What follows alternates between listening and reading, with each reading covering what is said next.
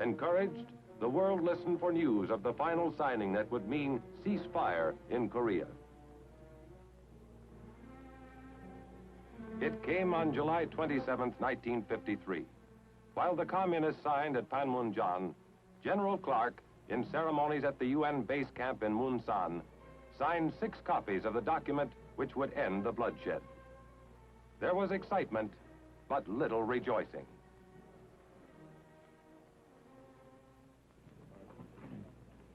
We have stopped the shooting. That means much to the fighting men and their families, and it will allow some of the grievous wounds of Korea to heal.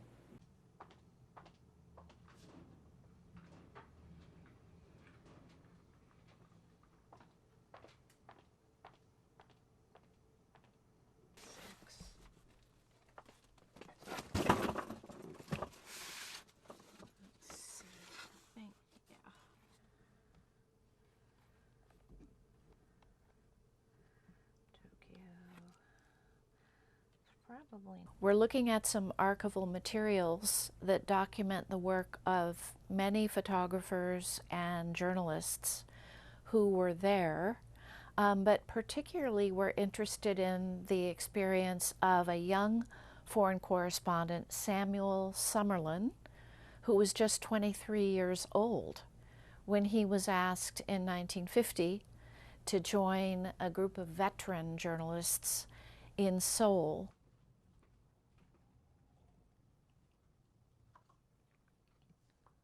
Francesca?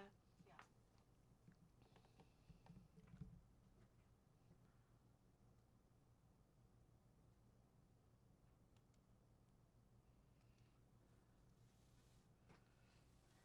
We're particularly interested in the recollections of Sam Summerlin because he was there in the very small village of Panmunjom, along with 200 other journalists, expecting the signing of the armistice by the Allies and by the members of the Korean military.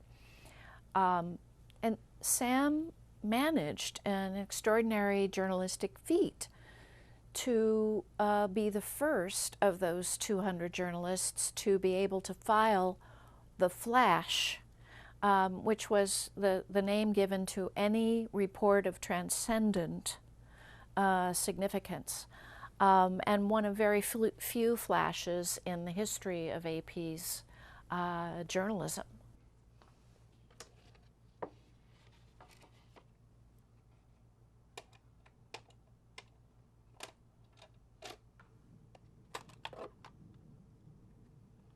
And later we digitized this audio and now have it permanently preserved.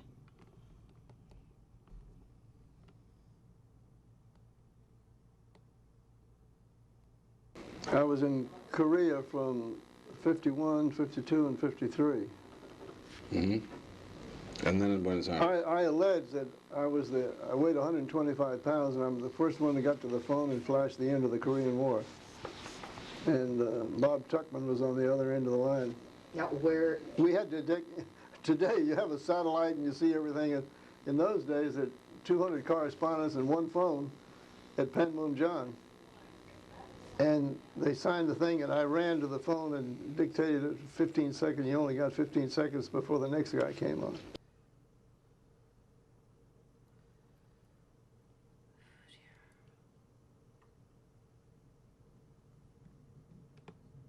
This is a scan of original wire copy, which shows Robert Tuckman's story, dateline Panmunjom, Monday, July 27th.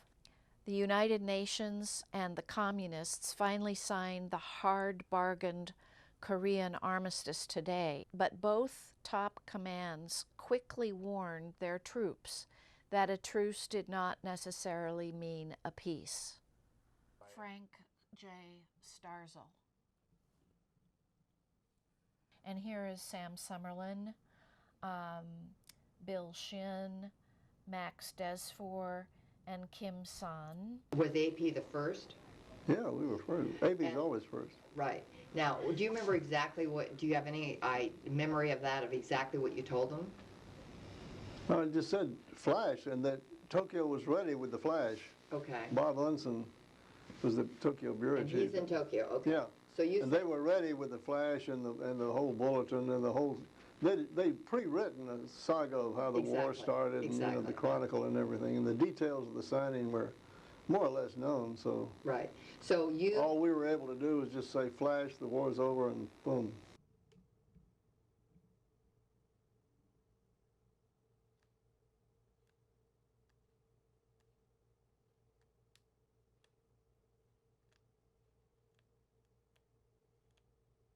As for, I think that's Don Whitehead, and that may be Tuckman. Yeah. That's, this is Desfour and Tuckman. Yeah. I mean, these are the Korean guys, for sure.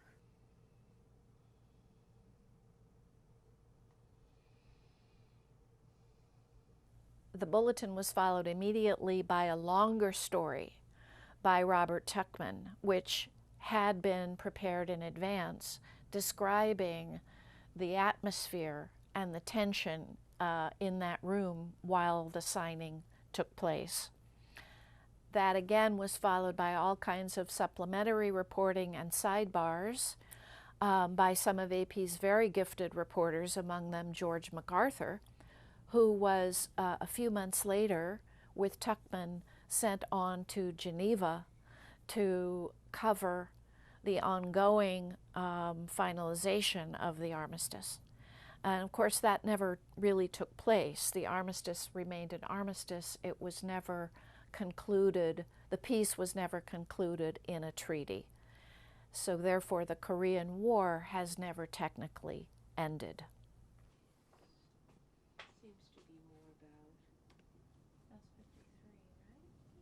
Nothing on the actual truce.